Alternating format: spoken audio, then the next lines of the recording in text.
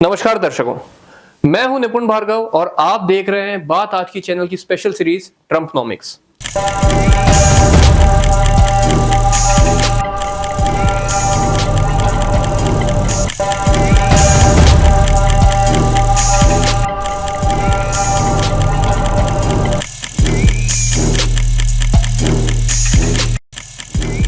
दर्शकों, पिछले एपिसोड में हमने देखा था कि कोरोना ने कैसे अमेरिकी अर्थव्यवस्था को घुटनों पर ला दिया।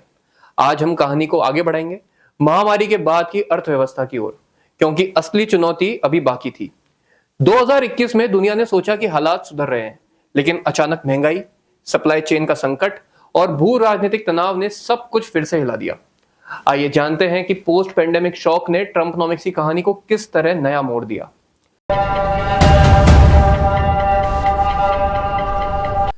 दोस्तों, 2021 की शुरुआत में वैक्सीन आ चुकी थी और लोग उम्मीद कर रहे थे कि अर्थव्यवस्था पटरी पर लौट आएगी। अमेरिका में ग्रोथ तेजी से हुई। 2021 में जीडीपी लगभग 5.7% बढ़ी, जो 1984 के बाद सबसे बड़ी ग्रोथ थी। लेकिन यह रिकवरी ज्यादा देर टिक नहीं सकी।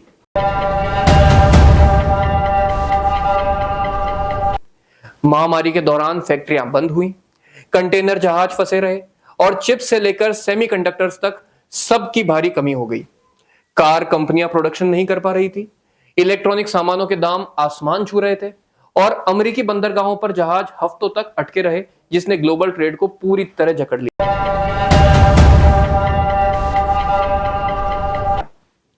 रिकवरी की कोशिशों के बीच महंगाई ने सबसे बड़ा झटका दिया। 2021 के अंत तक अमेरिका में इन्फ्लेशन 7% तक पहुंच गया, जो 40 साल में सबसे ज्यादा था। तेल और गैस की कीमतें बढ़ी, रोजमर्रा की चीजें महंगी हुई, अमेरिकी परिवारों पर खर्च का बोझ बढ़ा और आलोचकों ने जमकर ट्रंप की आलोचना करी। इसके साथ ही 2022 की शुरुआत में रूस यूक्रेन युद्ध ने हालात और बिगाड़ दिए। तेल, गेहूं और गैस की कीमतें फिर से उछल गई। अमेरिका और यूरोप ने रूस पर सख्त प्रतिबंध लगाए, लेकिन इसका असर उनकी खुद की अर्थव्यवस्था पर भी पड़ा। दूसरी तरफ चीन के जीरो कोविड पॉलिसी ने सप्लाई चेन को और बाधित कर दिया।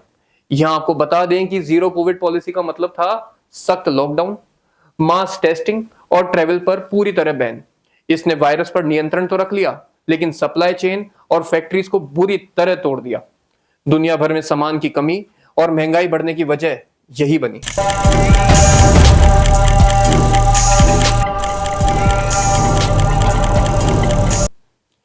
अमेरिका में महंगाई के साथ साथ कर्ज भी बढ़ रहा था।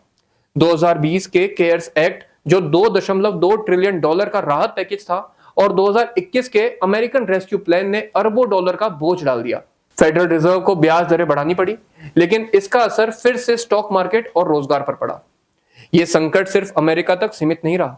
भारत से लेकर यूरोप तक हर देश महंगाई, बेरोजगारी और मंदी की आशंकाओं से जूझ रहा था। आईएमएफ ने चेतावनी दी कि दुनिया एक नई ग्लोबल रिसेशन की ओर बढ़ सकती है। ट्रम्पनॉमिक्स की शुरुआत एक ट्रेड वॉर से हुई थी, लेकिन अब ये इन्फ्लेशन वॉर और सप्लाई चेन वॉर में बदल चुकी थी।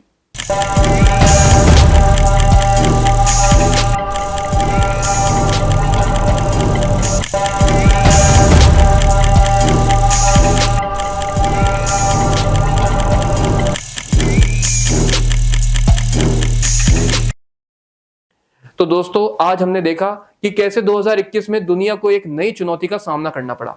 वैक्सीन आई, अर्थव्यवस्था संभली, लेकिन महंगाई, सप्लाई चेन और भू राजनीतिक संकट ने सब कुछ बदल दिया। यह दौर साबित करता है कि सिर्फ पॉलिसी और पैकेज काफी नहीं होते। दुनिया की आपसी जुड़ाव और ग्लोबल दबाव भी आर्थिक तस्वीर तय करते हैं। अगले एपिसोड में हम जानेंगे कि महंगाई और ब्याज दरों की इस जंग ने आगे आने वाले सालों में अमेरिकी राजनीति, चुनाव और पूरी ग्लोबल इकोनॉमी को कैसे प्रभावित किया। आज के लिए इतना ही। धन्यवाद।